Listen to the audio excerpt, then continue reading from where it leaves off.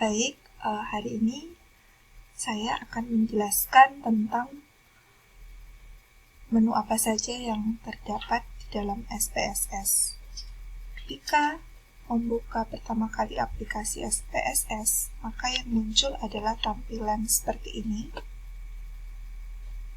Nah, untuk memulainya, silahkan mengklik cancel. Tujuannya adalah ini ketika kita akan menginput data yang baru.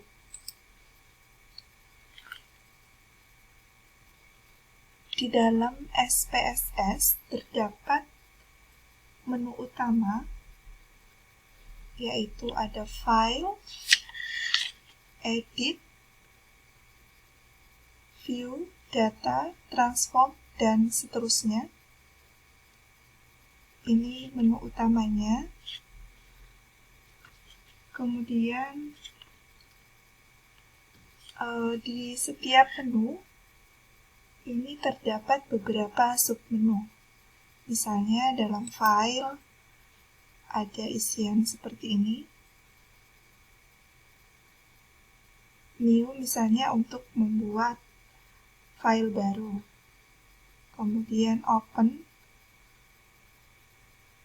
Kemudian ada juga open database dan seterusnya. Di menu edit apa saja di dalamnya, ya.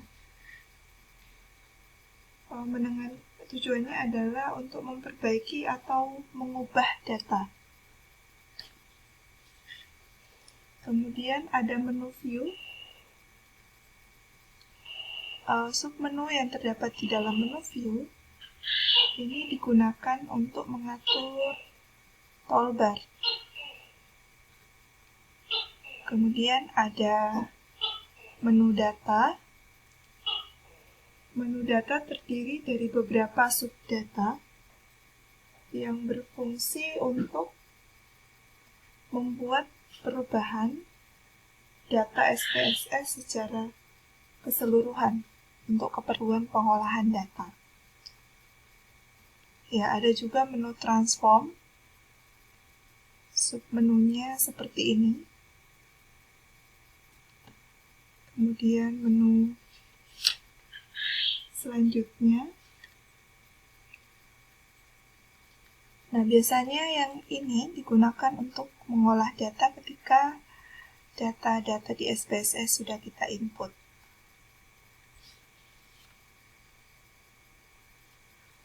Selanjutnya adalah setelah ke menu utama, saya ingin menunjukkan layar kerja dari SPSS itu sendiri, yang dimana terdiri dari dua.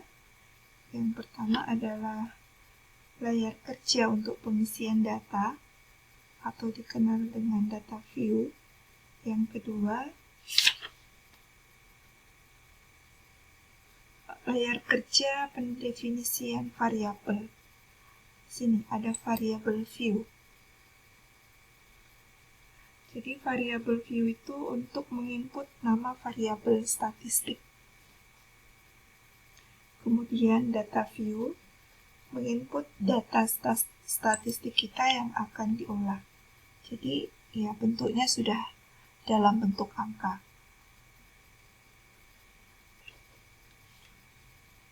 Kemudian di variabel view ini ada name. Kemudian ada ini. Ada width, ada decimals, label, values, missing, columns, dan measure. Nah, di bagian name, ini adalah nama variabel.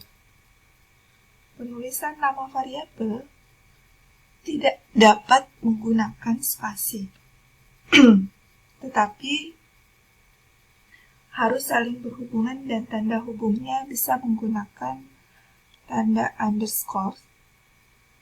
Jadi tidak boleh menggunakan spasi, misalnya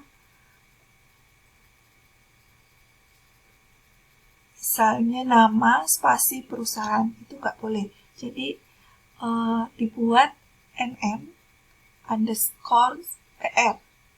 Nah, harus bersambung seperti itu. Jadi ini yang contoh yang salah seperti ini misalnya. Ini tidak diperkenankan menggunakan seperti itu. Datanya nggak bisa terbaca. Seharusnya seperti ini. NM PR PER. Nah, kemudian di tipe ini ada tipe dari data yang dimasukkan. Jadi ada beberapa tipe ketika kita mengklik di pojok kanan di sini di bawah tipe, itu akan muncul seperti ini, numeric, comma, dot, scientific notation, date, dollar, custom currency, dan string. Jadi memang ada beberapa, kita harus menentukan salah satu saja untuk pengisian di SPSS ini. Kapan kita menggunakan numeric, yaitu ketika datanya bersifat angka. Ya, kalau misalnya ini nama perusahaan, otomatis ini tidak berupa angka, tetapi dia akan berupa nama, sehingga yang dipilih adalah string. Kalau nama perusahaan. Kalau misalnya jenis kelamin,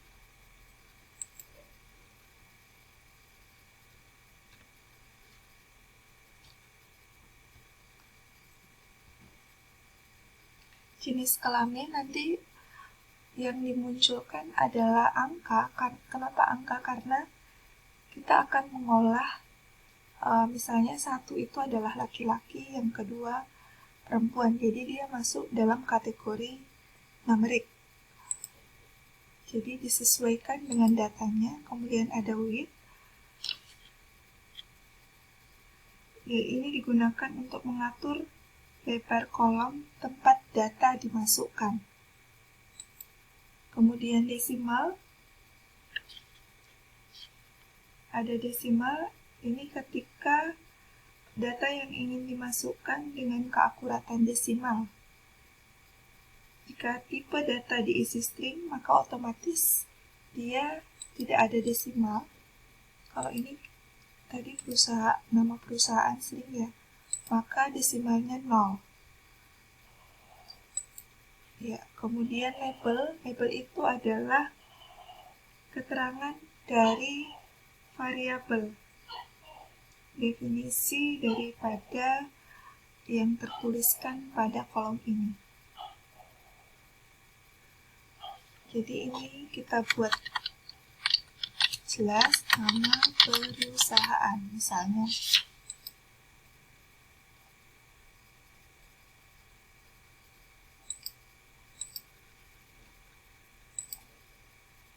Kemudian values. Nah, values saya ngasih contoh lagi. Misalnya jenis kelamin. Kita pakai numerik.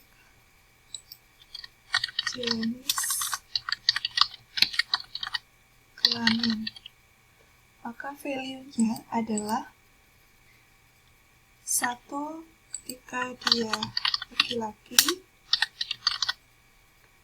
klik add. Yang kedua, perempuan, klik add, kemudian OK.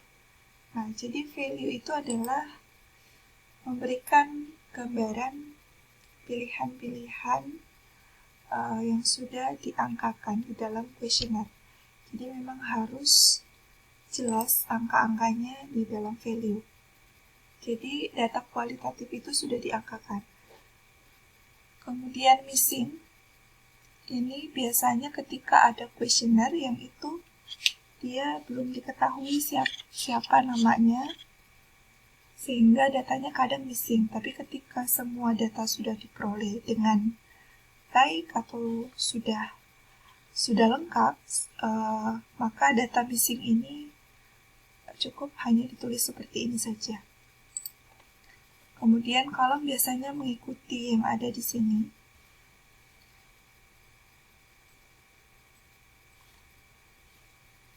Kemudian yang ini fungsinya mengatur letak pengisian data rata kiri, rata kanan, atau di tengah.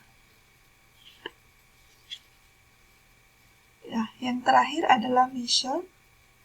Ini penting di SPSS karena menyangkut tipe variabel yang nantinya menentukan jenis analisis yang akan kita gunakan. Ketika dia datanya string seperti ini, maka otomatis nanti dia di measure-nya adalah nominal atau ordinal. Tapi ketika dia berupa angka atau di sini numerik, maka sebaiknya diisi dengan scale. Karena menunjukkan menunjukkan angka atau menunjukkan angka. Selanjutnya di data view. Jadi ketika tadi variabel view-nya sudah terisi, maka variabel view itu akan muncul di sini, di atas. Ya, NM per nama perusahaan, JK itu adalah jenis kelamin. Jadi variabel-variabel akan muncul di atas.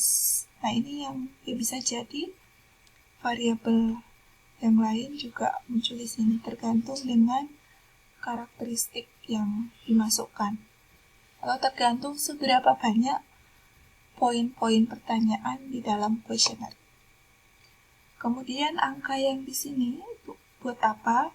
Ini adalah menunjukkan jumlah responden kita.